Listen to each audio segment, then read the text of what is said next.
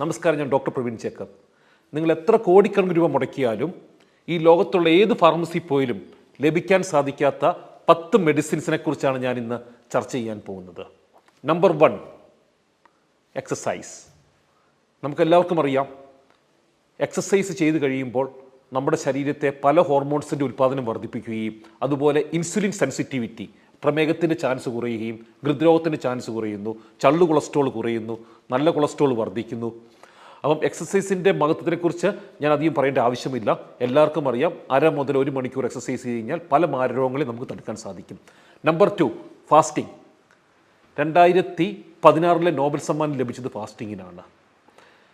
ഇന്ന് ലോകത്തിൽ ഒരു സർവ്വരോഗ നിവാരണി എന്ന് പറഞ്ഞിട്ടുണ്ടെങ്കിൽ അത് വേറൊന്നുമല്ല, ഉപവാസമാണ്. പ്രത്യേകിച്ച് ഇൻ്റർമിറ്റൻറ്റ് ഫാസ്റ്റിംഗ്. നമ്മൾ 16 മണിക്കൂർ ഒരു ദിവസം ഭക്ഷണം കഴിക്കാതിരിക്കുകയാണെങ്കിൽ ക്യാൻസർ കോശങ്ങൾ പോലും നശിക്കുമെന്നാണ് ശാസ്ത്രീയ പഠനങ്ങൾ തെളിയിച്ചിട്ടുള്ളത്. മൂന്നാമത്തത് ലാഫിംഗ്, അതായത് ചിരിക്കുമ്പോൾ സ്ട്രെസ് ഹോർമോൺ കുറയുകയും അതുപോലെ തന്നെ നമ്മുടെ പാരാസിമ്പതറ്റിക് ആക്ടിവിറ്റി കൂടുന്നതായിട്ട് കണ്ടെത്തിയിട്ടുണ്ട്. അതുപോലെ എല്ലാവർക്കും അറിയുന്ന ഒരു കാര്യമാണ്, പുഞ്ചിരിക്കുന്നവർക്ക് ആയുസ് കൂടുതലുള്ളതായിട്ടും പല രോഗങ്ങളെ ചെറുത്ത് നിൽക്കാനുള്ള ഇമ്മ്യൂണിറ്റി വർദ്ധിക്കുന്നതായിട്ടും പുഞ്ചിരി കൂടെ സാധിക്കുമെന്ന് പല പഠനങ്ങളും തെളിയിച്ചിട്ടുണ്ട്. നാലാമത്തത് ഫുഡ്.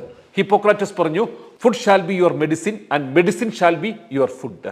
അതായത് ഭക്ഷണം മരുന്ന് പോലെ കഴിച്ചാൽ ഭാവിയിൽ മരുന്ന് ഭക്ഷണം പോലെ കഴിക്കേണ്ട ആവശ്യം വരികയില്ല.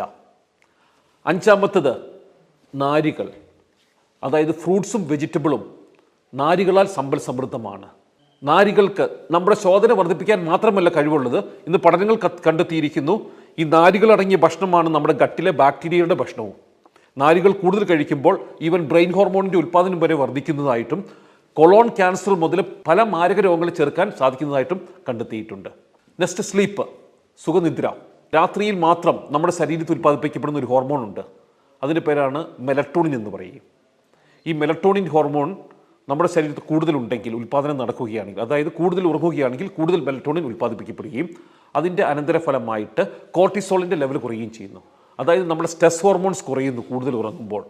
സ്ട്രെസ് ഹോർമോൺ കോർട്ടിസോള് നമ്മുടെ ശരീരത്തിൽ കൂടുതലുണ്ടെങ്കിൽ അത് രക്തസമ്മർദ്ദത്തിനും ഹൃദ്രോഗത്തിനും അതുപോലെ ഈവൻ നമ്മുടെ ഡൈജസ്റ്റീവ് ഡിസോർഡറിന് വരെ ഒരു കാരണമാണ്. അപ്പോൾ sound sleep is very important factor. അടുത്തത് 7ാമത്തതാണ് സൺലൈറ്റ്. നമുക്കെല്ലാവർക്കും അറിയാം, നമ്മൾ സൂര്യപ്രകാശം നമ്മുടെ ചർമ്മത്തിൽ പതിച്ചാൽ വൈറ്റമിൻ ഡിയുടെ ഉൽപ്പാദനം വർദ്ധിക്കും നമ്മുടെ ശരീരത്ത്. വൈറ്റമിൻ ഡി ഇന്ന് ജസ്റ്റ് ഒരു കാൽഷ്യം ഫിക്സിംഗ് ഹോർമോൺ അല്ല. നമുക്കെല്ലാം ചിന്തിച്ചിട്ടുണ്ട് വൈറ്റമിൻ ഡിയുടെ പ്രധാന ധർമ്മം കാൽഷ്യം എല്ലുകളിൽ ഫിക്സ് ചെയ്യുക എന്നുള്ളതാണെന്ന്. ഇന്ന് പഠനം പറയുന്നു വൈറ്റമിൻ ഡിയുടെ പ്രധാനപ്പെട്ട ലക്ഷ്യം നമ്മുടെ ഇമ്മ്യൂണിറ്റിയുടെ വർധനമാണ്, ബൂസ്റ്റിംഗ് അവർ ഇമ്മ്യൂണിറ്റി. അപ്പോൾ രാവിലെ 1 മണിക്കൂർ ഇളം വെയിൽ കൊണ്ടാൽ വൈറ്റമിൻ ഡി ധാരാളം ഉൽപ്പാദിപ്പിക്കുകയും വൈറ്റമിൻ ഡി നമ്മുടെ ഡിപ്രഷൻ കുറയ്ക്കുന്നു, നമ്മുടെ ചർമ്മത്തിൻ്റെ സൗന്ദര്യം വർദ്ധിപ്പിക്കുന്നു, നമ്മുടെ ഇമ്മ്യൂണിറ്റി വർദ്ധിപ്പിക്കുന്നു, നമ്മുടെ എല്ലുകൾക്ക് ബലം കൊടുക്കുന്നു. അപ്പോൾ വൈറ്റമിൻ ഡിയും സൺലൈറ്റും ഒരു നമ്പർ 1 നാച്ചുറൽ മെഡിസിനാണ്. 8ാമത്തത് ലവ്.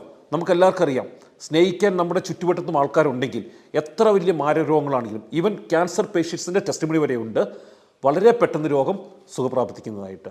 സ്നേഹം നമ്മുടെ ഇമ്മ്യൂണിറ്റി വർദ്ധിക്കും, അതുപോലെ തന്നെ നമ്മുടെ സമൂലം നമ്മുടെ ശരീരത്തിനെ ഉടച്ചു വാർക്കാൻ കെൽപ്പുള്ളതാണ് ലവ്. അടുത്തത് മെഡിറ്റേഷൻ. നമുക്കെല്ലാവർക്കും അറിയാം, എല്ലാ ദിവസവും 1/2 മണിക്കൂർ ധ്യാനിക്കുകയാണെങ്കിൽ വളരെയധികം നമ്മുടെ സ്ട്രെസ് ഹോർമോൺ കുറയുന്നു, നമ്മുടെ സിമ്പതറ്റിക് ആക്ടിവിറ്റി കൺട്രോൾഡ് ആകുന്നു, പാരാസിമ്പതറ്റിക് ആൻഡ് സിമ്പതറ്റിക് ആക്ടിവിറ്റിയുടെ ഒരു ബാലൻസ് അവിടെ വരുന്നു, നമ്മുടെ പ്രതിരോധ ശക്തി ഇമ്മ്യൂണിറ്റി വർദ്ധിക്കുന്നു.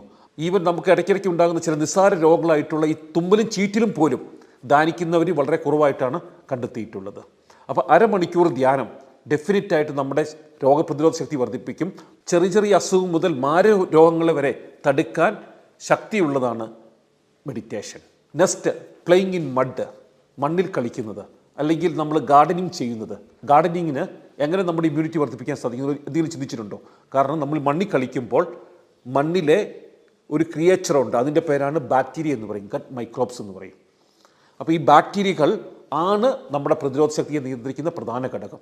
നമ്മുടെ ഈ പ്രപഞ്ചത്തിനെ നിയന്ത്രിക്കുന്നതും ഈ ബാക്ടീരിയകളാണ്. പാലിനെ തൈരാക്കുന്നതും ദോശമാവിനെ പുളിപ്പിക്കുന്നതും നമ്മുടെ ശവശരീരം മണ്ണിലോട്ട് ലയിപ്പിക്കുന്നതും എല്ലാം ഈ ബാക്ടീരിയകളാണ്. അതുപോലെ ഇപ്പോൾ പഠനങ്ങൾ പറയുന്നു നമ്മുടെ ശരീരത്തിൻ്റെ പല മേഖലകളെയും കൺട്രോൾ ചെയ്യുന്നത് ഈ ബാക്ടീരിയകളാണ്. നമ്മൾ കഴിക്കുന്ന ഭക്ഷണത്തിനെ ഡൈജസ്റ്റ് ചെയ്യുന്നതും അതുപോലെ നമ്മുടെ തലച്ചോറിലെ ഹോർമോൺ ഉൽപ്പാദിപ്പിക്കുന്നത് വയറ്റിലുള്ള ചില ബാക്ടീരിയകളായിട്ടാണ് കണ്ടെത്തിയിട്ടുള്ളത്. അപ്പോൾ മണ്ണിൽ നമ്മൾ കളിക്കുമ്പോൾ ഈ നല്ല ബാക്ടീരിയകളുടെ എണ്ണം കൂടുകയും പല രോഗങ്ങളും നമുക്ക് പ്രതിരോധ ശക്തി ലഭിക്കുകയും ചെയ്യുന്നു. അപ്പോൾ ഞാൻ ഈ പറഞ്ഞ 10 മെഡിസിൻസും നിങ്ങൾക്ക് ഫാർമസിയിലോ മെഡിക്കൽ ഷോപ്പിലോ കിട്ടത്തില്ല. നിങ്ങൾക്ക് ലഭിക്കണമെങ്കിൽ 2 ഫാക്ടേഴ്സ് ഇമ്പോർട്ടൻ്റ് ആണ്: self discipline and self control. Thank you.